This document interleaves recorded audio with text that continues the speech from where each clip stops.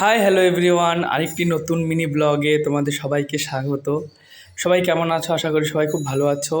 তো দেখো, আজকে গিয়েছিলাম কিন্তু কৃষ্ণনগর, একটু দরকারে গিয়েছিলাম। আর কৃষ্ণনগর গিয়েছে, মায়াপুর যাব না, এটা একটা কিন্তু ভালো দেখায় না। তারপর দেখো মায়াপুর ঢুকলাম, এখানে এসে দেখলাম দক্ষিণ 24 পরগনা হইতে মায়াপুর নবদ্বীপ ধাম সাইকেলে যাত্রা করেছেন। এ দেখেন একটা দাদাভাই এসছে দক্ষিণ 24 পরগনা থেকে সাইকেল চালিয়ে। যাই হোক, বেশ ভালো লাগলো। তারপরে সামান্য কিছু কেনাকাটা করলাম।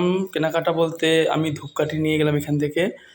আমি কিন্তু সারা বছর মন্দিরে এই দোকান থেকে ধূপকাঠি জ্বালাই। দেখো অনেক রকম ধূপকাঠি, তাছাড়া এই দোকানে অনেক কিছু পাওয়া যায়।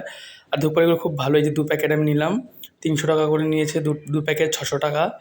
তো তোমরা অবশ্যই যদি মায়াপুর যাও, দোকানটা অবশ্যই যাবে।